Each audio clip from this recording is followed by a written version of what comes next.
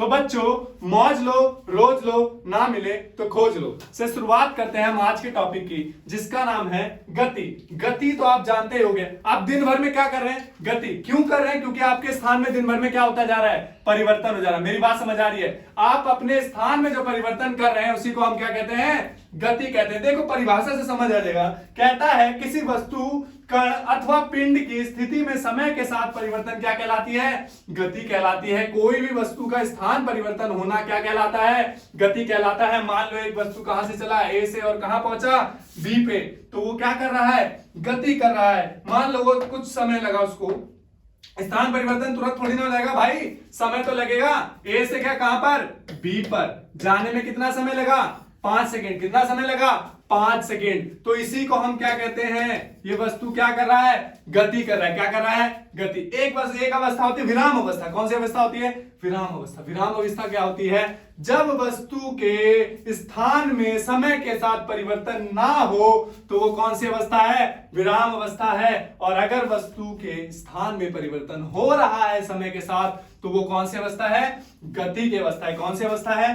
गति। कहता है कोई एक वस्तु एक व्यक्ति के लिए स्थिर अवस्था में तथा दूसरे व्यक्ति के लिए गति की अवस्था में हो सकता है। समझो, आप अगर ट्रेन के बाहर हैं तो आप बैठे हुए, ट्रेन स्टेशन पे बैठे हुए हैं, तो अगर ट्रेन के अंदर कोई बैठा है तो आपको कैसे लगेगा कि आप गति कर रहे हैं? क्योंकि ट्रेन किधर जा रहा है? आगे की ओर। तो आपके लिए ट्रेन तो किसमें है? गति में। पर ट्रेन के अंदर जो आदमी बैठा है उसके लिए आप क्या कर रहे हैं? आप कौन सी अवस्था में? विराम अवस्था में। कौन सी अवस्था में है? विराम अवस्था में। तो यहां पर देखने पर होता है कि ऑब्जर्वर कहां पर है, कौन कहां से देख रहा है, तभी आप पता लगा सकते हैं कि कोई वस्तु गति में है या फिर कोई वस्तु विराम अवस्था में है। अच्छा, इसका एक एग्जांपल दो। आप अगर मान लो, सोचना, अगर आप एक चलती ट्रेन 120 किलोमीटर की स्पीड से चलती हुई ट्रेन में अगर आप एक बॉल को ऊपर फेंके तो बताइए वो कहां जाएगा? वो आगे जाएगा, बॉल आगे जाएगा, पीछे जाएगा, या फिर आपके हाथ में आएगा? सोचना, मैं इसका आंसर आपको वीडियो के लास्ट में बताऊंगा, ध्यान देते चलो।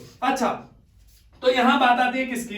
कहता है गति की अवस्था का मापन सदैव मूल बिंदु से किया जाता है। गति को आप कहां से मापेंगे? जहां से वो शुरुआत हुआ है। ऐसा थोड़ी ना बीचे से नाप लेगा भाई। ऐसा थोड़ी ना कहलगांव से कहां जाओ, मान लो आप घर से कहां जा रहे हैं? कहलगांव। ऐसा थोड़ी ना कि आप नंदलालपुर से नापोगे। आप निकले तो घर से हो ना, तो आपको नापना कहां से पड़ेगा? घर से। तो गति हमेशा कहां से नापी जाएगी? मूल बिंदु से। अब बात आती है गति के प्रकार। किसकी बात आती है? गति के प्रकार। तो गति कितने प्रकार के? पहला 3 प्रकार के मिलेगा। पहला सरल रेखीय गति। कौन सा गति? सरल रेखीय गति। उदाहरण जैसे गाड़ी कौन सी किसमें चलती है? सीधी रेखा में चलती है ना, सरल रेखा गति। इसी को हम कौन सी गति कहते हैं? सरल रेखा। ट्रेन किसमें चल रही है? सरल रेखा गति में। एरोप्लेन कहां जा रहा है? सरल रेखा गति में जा रहा है। उसके बाद बात आती है दूसरी वृत्ताकार गति। कौन सी गति? वृत्ताकार गति। आपने क्या किया? आपने एक रस्सी लिया लंबा सा, उस पे क्या बांधा? एक पत्थर बांधा, और इस रस्सी को इस पॉइंट से पकड़ के क्या करना स्टार्ट कर दिया? घुमाना स्टार्ट कर दिया। तो इसे हम कौन सी गति कहते हैं? वृत्ताकार गति। वो वाला देखा तुमने मौत का कुआं? मौत के कुएं में क्या करता है वो जो बाइक वाला होता है? वो कौन सी गति कर रहा होता है? वृत्ताकार गति कर रहा होता है। बात समझ आई? हाँ ना बोल। इसके बाद बात आती है दोलनीय गति। इसे हम कहते हैं समय के साथ ये क्या करता है? एक ही पॉइंट पे बार बार वही पॉइंट पे आ रहा है, फिर उसी पॉइंट से जा रहा है, बार बार वही पॉइंट पे आ रहा है, वही पॉइंट से जा रहा है। जैसे एक तुमने कभी देखा है, एक रस्सी को लो, उस पे नीचे एक पत्थर बांधो और उसको बस छोड़ दो, उसको ऐसे जरा सा ढकेलो, क्या होगा? फिर वापस आएगा, फिर जाएगा, फिर वापस आएगा, फिर जाएगा। इसी गति को हम क्या कहते हैं? दोलनीय गति कहते हैं। कौन सी गति कहते हैं? दोलनीय। जैसे पेंडुलम, तुम्हारे जैसे कोई बहुत सारी घड़ी देखी होगी तुमने, उसमें होता है ना एक नीचे लटका होता है, और घंटा, जिसमें वो क्या करता है? जैसे ही घंटा हो जाएगा, 1 घंटा होगा, वो क्या करना स्टार्ट कर देगा? दोलनीय गति करना स्टार्ट कर देगा। आ रही है बात समझ? मतलब एक ही पॉइंट के इर्द गिर्द या चारों तरफ वो बार बार क्या कर रहा है? गति कर रहा है। इसी गति को हम क्या कहते हैं? दोलनीय गति कहते हैं। क्या गति? कौन सी गति कहते हैं? दोलनीय गति कहते हैं। अच्छा, इसके बाद बात आती है चाल की। किसकी बात आती है? गति है तो भाई चाल तो होगी। गति को सबसे पहले किसमें नापा जाएगा? चाल से नापा जाता है। किससे नापा जाता है? चाल। कहता है एक निश्चित समय में किसी वस्तु द्वारा तय की गई दूरी को हम क्या कहते हैं? चाल कहते हैं। एक निश्चित समय में किसी वस्तु द्वारा तय की गई दूरी क्या कहलाता है? चाल कहलाता है। क्या कहलाता है? चाल। तो चाल बराबर क्या हुआ? दूरी बटे समय। अभी भाई पिछली वीडियो में हम बात कर चुके हैं ये। अच्छा, चाल बराबर क्या है, दूरी बटे समय। कहता है एकांक समय में किसी वस्तु का की तय की गई दूरी का फॉर्मूला क्या हो जाएगा, v बराबर एस बटा टी। एस का मतलब क्या है, दूरी या फिर विस्थापन, दूरी या फिर विस्थापन, और टी का मतलब क्या है, समय। हाँ ना बोल, बात समझ आ रही है। तो चाल समझ आ गया। चाल का मात्रक क्या होगा, चाल को नापा किसमें जाएगा, ऐसा मात्रक इसका मीटर पर सेकंड। क्या है इसका ऐसा मात्रक, मीटर पर सेकंड। आ रही है बात समझ। अभी मैं पिछली वीडियो में सारी बातें कर चुका हूं, ये बताने वाली बात नहीं है। तो चाल को नापा जाएगा मीटर पर सेकंड या फिर किलोमीटर पर आर, किलोमीटर प्रति घंटा। आपको एक ट्रिक बताओ, किलोमीटर प्रति घंटा को आप कैसे तुरंत मीटर पर सेकंड या फिर मीटर पर सेकंड को तुरंत किलोमीटर प्रति घंटा में कैसे बदल सकते हैं। समझो, अगर किलोमीटर प्रति घंटा है, क्या है किलोमीटर प्रति घंटा, अगर मान लो 50 किलोमीटर प्रति घंटा या फिर 60 किलोमीटर प्रति घंटा दे रखा है, तो आप उसको कैसे मीटर पर सेकंड में बदलोगे।